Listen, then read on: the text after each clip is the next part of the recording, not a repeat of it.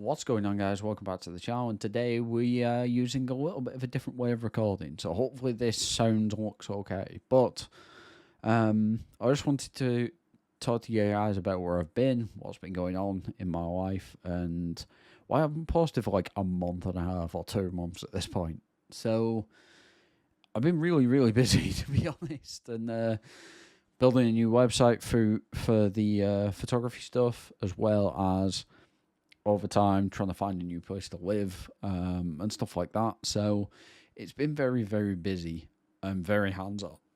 So I've really not had much of a chance to sit down in front of the camera and talk, or even put together videos that I've already recorded. Like, I have videos from CRAW, I have videos from RIAT, all recorded, ready to go. I just haven't had time to sit down and put them all together yet. And I'm getting to the point now where I'm finally starting to have that time again to be able to do that. One, because the weather's now turned to shit as we look outside and there's literally nothing but raining sideways and stuff like that for the last couple of days. But also, the fact of the matter is that I am finally starting to get to the end of my RIAT editing as well. So you guys will see, obviously there's a photo on the in Lightroom on my laptop, and it zoomed it right in because I've hit the space bar, but that's, all of the red arrows.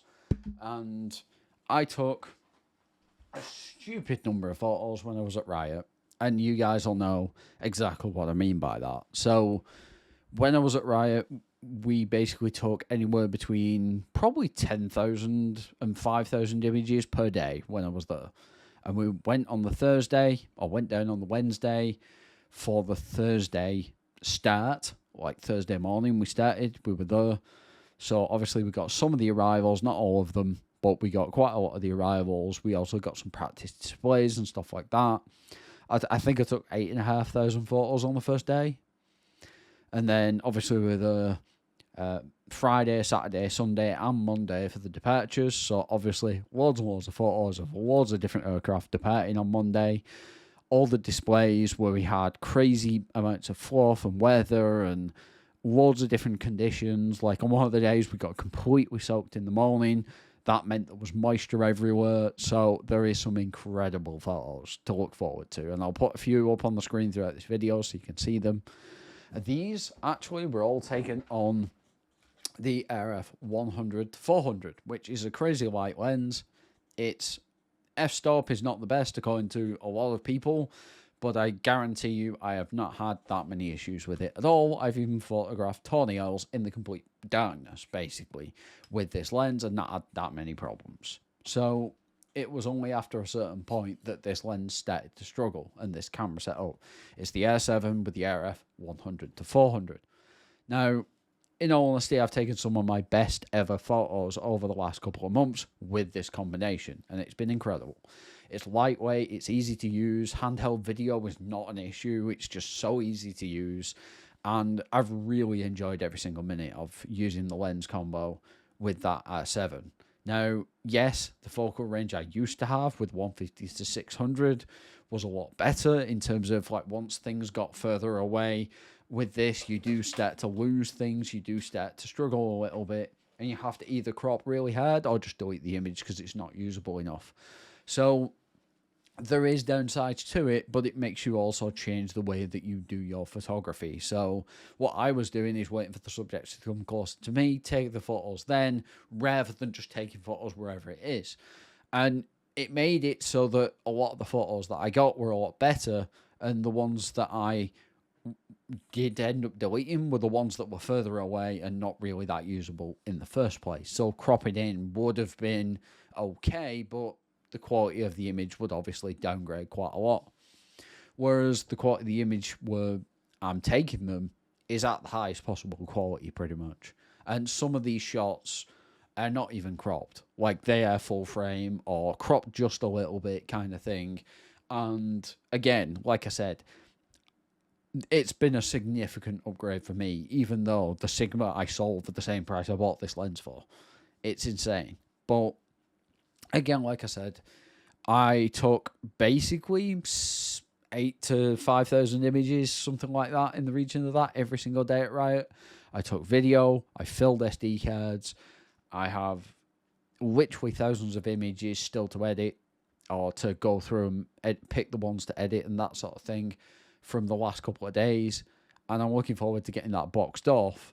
And then obviously there's videos from like Corfu, there's city images from like Edinburgh and stuff like that to come, and some different videos as well where I've been to different places like zoos and different things where I've really just tried to put the lens to the test. So overall, I have probably taken the best part of 70 to 80,000 images with this lens in the last 2 months, which is insane.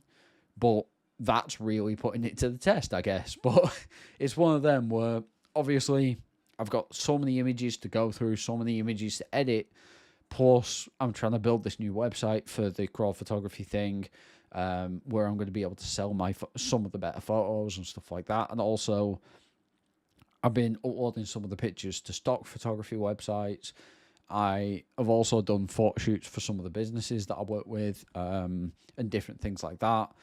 And then, obviously, as well, I've been going and doing, other trips and going all over the place to do more trips to build up more content for once it gets to the point of the weather really turns and I'm not going to be able to get out as much. But obviously, there's certain things that I want to try and get by the end of this year as well, which is like short-eared owl, long-eared owl, if that's possible. I would love to see those. Obviously, barn owls and different things, I'll be going to a few different places to try and find those as well and try and get some decent images. But in the meantime, obviously, I have so much content to go through and so many videos to make just on this lens in general. And then I plan on renting some lenses in the future, testing them out, trying new setups, even trying new brands, new gear and stuff. Like, I aim to go and get something like the A60-600, I think it is, and the 200-600 Sony, and go and test that out and do a review over a weekend sort of thing, just to see how it compares and see what the differences are. Set it up, test it out, make a couple of videos on them, obviously rent it out, go and do that, then go back, do it maybe a couple of weeks later and do the same with some other gear. Because I'm really interested to see just how different some of them are and what the benefits and downsides of them are as well. Especially when it comes to, this is a really lightweight setup and it's really sharp, it's really good. The autofocus is amazing and there's a lot of benefits to it.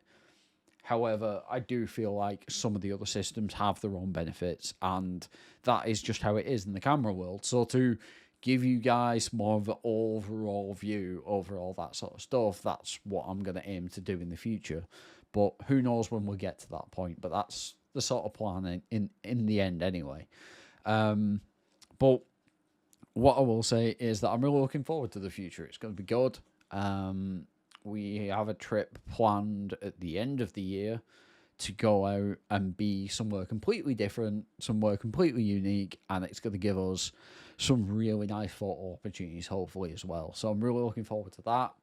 There's a lot of different things coming up in the next year as well, in 2026 and even in 2027. So really looking forward to all this sort of stuff, and it's going to be good to get out there, go to all these different places. I really want to visit Bempton Cliffs. That's a place that's been on like kind of the bucket list for a while now. And there's some other places that I want to go, which I've been to before, but never had any luck with. So it's one of them where I'm going to be traveling all over the place and trying to get some of these subjects that I've never seen before. And then also improving on the shots that I've already got with, the previous gear that I had and stuff like that. Because I like the challenge of trying to basically one-up myself and get better and better. So if you guys are into that sort of thing, then stay tuned. Subscribe to the channel, and there's going to be more and more content coming very soon.